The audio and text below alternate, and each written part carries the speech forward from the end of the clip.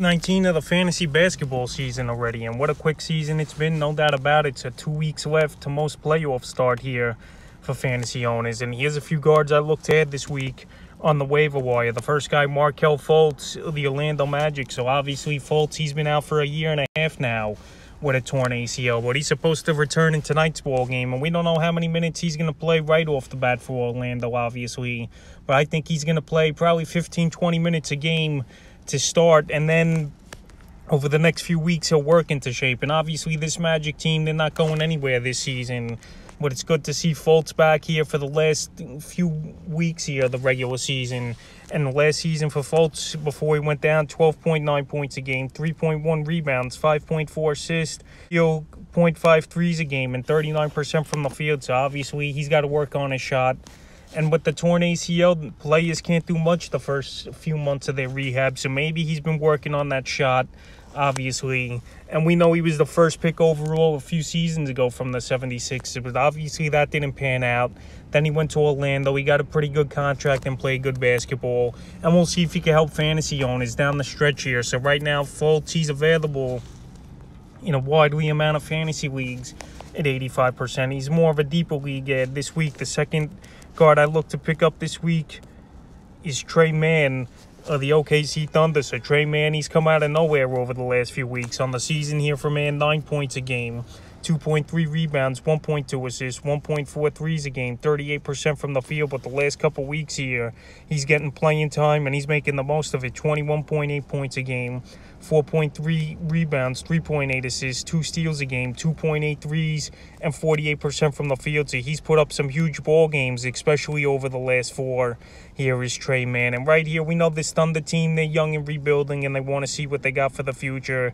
And this guy definitely could be a good player for the future. And right now, he's a good ad for fantasy owners. He's been added in 14% of fantasy leagues here, man, but still available in 71% of leagues. So over the last couple games here, February 16th versus the Spurs, 24 points, 6 rebounds, 3 assists, 3 threes, 50% from the field. February 24th versus the Suns, 11 points, 5 rebounds, 6 assists, 4 steals, 3, 38% from the field. And February 25th at Indiana, 22 points, 4 rebounds, 5 assists, 2 steals, 3 threes, 47% from the field. So right here, some very good stat lines here for Mann. And if you need some scoring, 3-point shooting, and decent rebounder and assist, he's a 4 or 5 category fantasy play right now is Mann.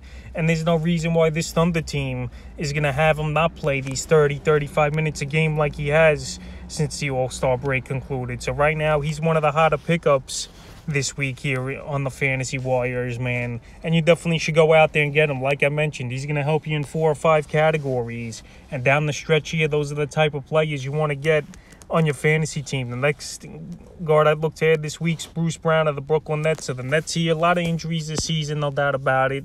They flipped the roster a little with the James Harden deal as well. And Bruce Brown, he's a very versatile player in fantasy as well. He qualifies as shooting guard, small forward, and powered forward. And on the season, 6.8 points a game, 4.4 rebounds, 1.4 assists, 1 steal a game, and 48% from the field. But the last couple weeks here, he stepped his game up as well. 13.6 points a game, 6 rebounds, 3.6 assists, 1.8 steals, 3, and 50% from the field. So right here, he's going to help you in field goal percentage. He's a good rebounder, decent assister, and he'll get you maybe a 3.5 a game as well here is Brown. And he's been playing major minutes as well for this Net team, even though we know the Nets might have Irvin for the rest of the season for all the games, depending how it goes in New York with the mandates. And obviously Dragic's in the mix, Patty Mills, but Kevin Durant's still banged up with no timetable. And Ben Simmons, who knows when he's going to play for this team. So the last few games here for Brown, February 17th versus the Wizards, 10 points, 5 boards, 4 assists, 30% from the field. February 24th versus Boston, 15 points, 7 boards, 5 assists, 3 steals, 3, 47% from the field. And February 26th in Milwaukee, 15 points, 7 rebounds, 2 assists, 3 threes, and 50% from the field. So right here, he's going to give you a decent amount of categories. He's playing the major minutes here for this Brooklyn Net team. And until Durant comes back and a few other guys into the fold, I think Bruce Brown is a decent ad this week here. I'm very versatile, like I mentioned, as well. And he's still available right now in 78% of fantasy leagues. The next guard I look to get is Gary Payton II of the Golden State Warriors. So Gary Payton II here, it's been a pretty good season up and down this year for him, but he's starting to get more minutes once again and playing pretty decent basketball. In the season, I know the stats aren't all that. 7 points a game, 3.4 rebounds, 1.4 steals, 61% from the field, though, which is out of control, in my opinion, even though we know he don't play major minutes. And the last couple weeks here for Payton, 9 points a game, 1.5 rebounds and assists, 3 steals, a 3, and 57% from the field. So right now he's playing about 20-25 minutes a game, and he's filling the stat sheet here is Gary Payton II, available right now in 90% of fantasy leagues. February 16th versus Denver, 12 points, 4 rebounds, 6 steals, a block, a 3, 62 that ball, and 10 points, an assist, 2 steals, 2 threes, 57% from the field. And February 27th versus Dallas, 13 points, 2 rebounds, 3 assists, 3 steals, a 3, and 54% from the field. So right here, that's pretty good production. No doubt about it here for Gary Payton. And as long as he's going to put up some decent stat lines, he's going to help you in field goal. He's a good stealer of the basketball, decent passer as well.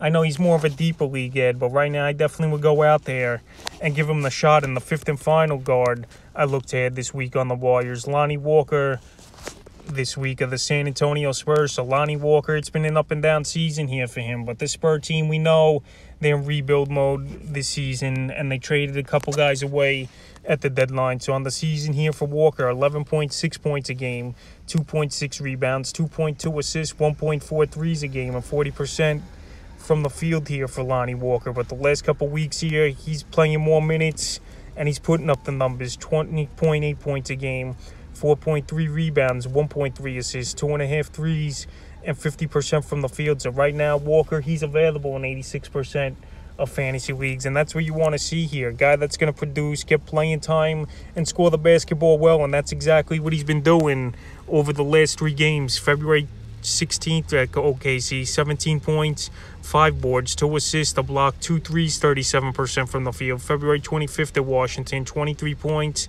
4 boards, and assists, 2 threes, 52% from the field. And February 26th at Miami, 22 points, 3 rebounds, 4 threes, 57% from the field. So if you need scoring, 3-point shooting, and a decent rebounding guy with a decent field goal, I think Lonnie Walker's a good ad this week, and he's available, like I mentioned, in 86% of fantasy leagues. So that's a few guards I look to add here in Week 19 of the fantasy basketball season.